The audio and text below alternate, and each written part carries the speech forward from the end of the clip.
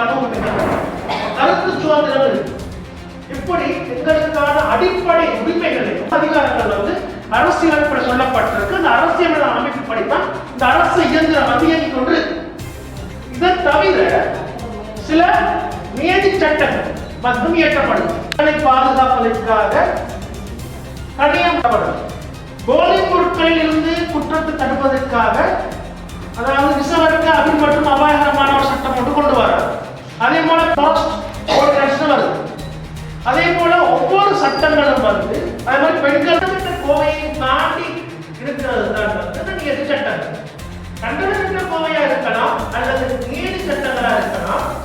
அந்த நீதி சட்டங்கள் அந்த கண்டன சட்ட கோவைகள் கைது செய்கின்ற போலீஸ் உத்தியோகத்தர்கள் எப்படி நடந்து கொள்ளலாம், எத்தனை மணித்தியாலத்துக்குள்ள கைது செய்யணும், எவ்வளவு நேரம் போலீஸ் நிலையத்தில் தடுத்து வச்சிருக்கணும், தடுத்து வச்சிருக்கணும் சொன்னா போலீஸ் உத்தியோகத்தில் எந்த நேச்சர் உள்ளவங்க சைன் பண்ணணும், நீதிமன்றத்துக்கு எத்தனை மணிக்கு உட்படுத்தணும், அப்படி ஒரு கிட்ட போய் நம்ம செக் பண்ண போறோம்னு சொன்னா வாரண்ட் தேவையா, இந்த குற்றத்துக்கு கை செய்யறதுக்கு வாரண்ட் வேணுமா அப்படின்னு சொல்லி எல்லா விஷயத்தையும் உள்ளடக்கிய நடைமுறை தான் மாதிரி அல்லது அந்த சட்டங்களுக்கு ஒரு சவால் விடுற மாதிரி ஒரு நேரம் என்பது 1979 ஆண்டு கொண்டு வரப்பட்டது. என்னன்னு சொன்னா 3 வருடங்கள் மாத்திரம்தான் அமலில் இருக்கும் என்று சொன்ன பயங்கரவாத சட்டம் அந்த சட்டம்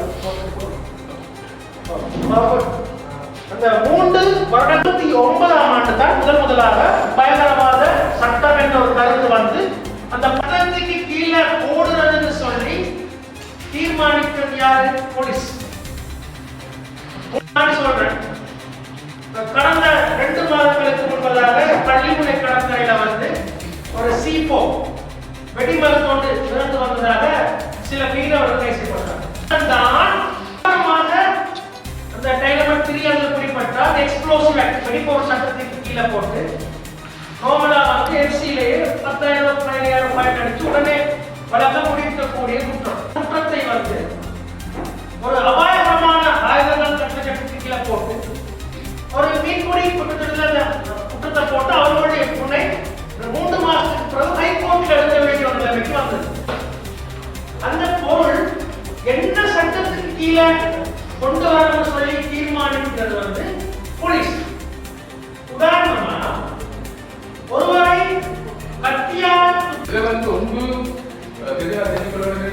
அரசாங்கத்தின் 3-2 பெரும்பான்மை அதனால அவங்க எந்த செய்கிறாங்க ஒரு பக்கம் இருந்தாலும் நாங்கள் சிறுபான்மை மக்களோட அந்த எதிர்கட்சிகளோடு சேர்ந்து எங்களோட கருத்துக்களை எங்களோட யோசனை முன்வைக்க வேண்டிய கடப்பாடை கலந்துக்காக உங்களை கூட நேரம் என்ன நீங்கள் கேட்ட விடயங்கள் நீங்கள் அறிஞ்ச விடயங்கள் நீங்கள் 24 மணி நேரம் தான் தடுத்து வைக்கலாம் போலீஸ் ஸ்டேஷன்ல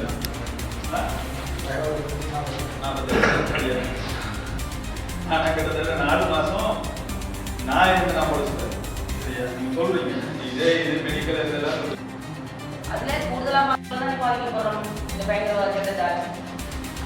மற்ற என்னன்னு சொன்னா இப்ப சட்டம் பிடி அந்த சட்டம் இப்ப புதுசா பாடுற சட்டத்துக்கு ஒரு வேறுபாடு இருக்கு. என்னன்னு சொன்னா நீங்க சொன்னீங்க என்னன்னா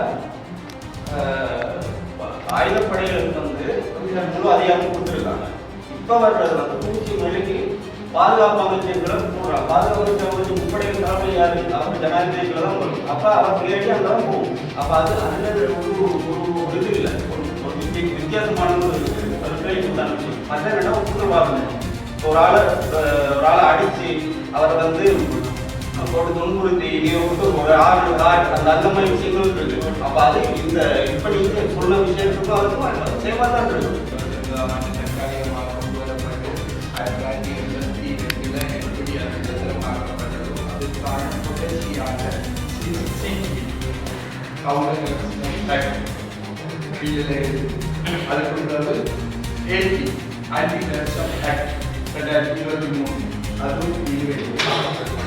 அரசை பாதுகாப்பதற்கான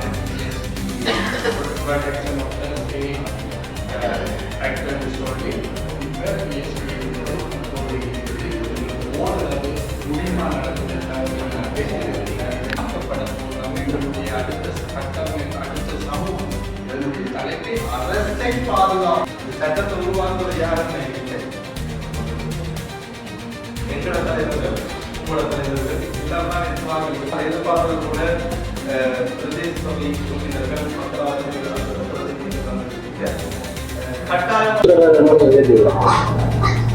எனது பேர் ஜாட்சன் பீராடோ, வடகிழக்கு முன்னேற்ற குழுவினுடைய இணைப்பாளர்.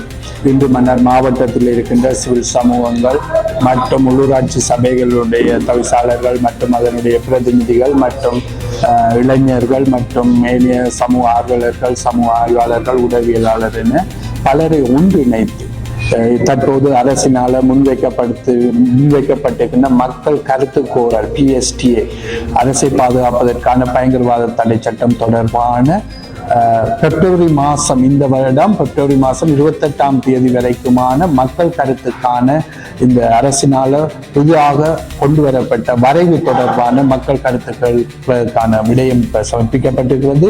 இந்த காலத்துக்குள்ள நாங்கள் வடகிழக்கில் இருக்கிற சிவில் சமூகங்கள் மற்றும் பல்கலைக்கழக மாணவர்கள் மற்றும் பல்வேறு சமூக அரசியல் கட்சிகளுடைய பிரதிநிதிகள் மற்றும் சமூக செயற்பாட்டாளர்கள் என பல்வேறு நபர்களை உள்ளடக்கி இந்த கருத்துரையாடல், பொது கருத்துக்களினை பெற்று வருகின்றோம். இதில் இருக்கக்கூடிய சாதக பாதகள், இதனால் எதிர்காலத்தில் வரக்கூடிய அபாயங்கள், இந்த சட்டத்தில் இருக்கின்ற சவால்கள் தொடர்பாக சட்டத்தரணிகள் ஊடான ஒரு தெளிவுபடுத்தலை நாங்கள் முன்னெடுத்து வருகின்றோம். அந்த வகையில் இன்று எங்களுடைய மன்னார் மாவட்டத்தினுடைய சட்டத்தரணி தினேசன் அவர்களினால் இந்த PST தொடர்பான அரசை பாதுகாப்பதற்கான பயங்கரவாத தடை சட்டம் தொடர்பான விளக்கம் வழங்கப்பட்டது.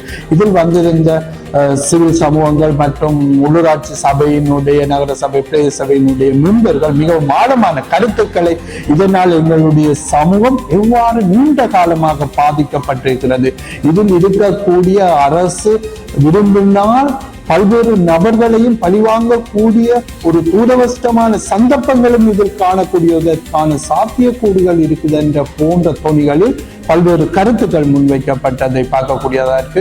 ஒட்டுமொத்தத்தில் இதனை வேண்டாம் என்ற இந்த பயங்கரவாத, எங்களுக்கு ஏற்கனவே அரசினால வழங்கப்பட்ட அல்ல பாராளுமன்றத்தால் கொண்டு வரப்பட்ட சட்டங்கள் போதுமானதாக இருக்கிறது. அதன் அடிப்படையில் இந்த பயங்கரவாத தடை சட்டம் தேவை இல்லை என்ற தொனிப்பொருளில் பலரால் இந்த கருத்துக்கள் முன்வைக்கப்பட்டதை அவதானிக்கக்கூடியதாக இருந்துள்ளது. நன்றி.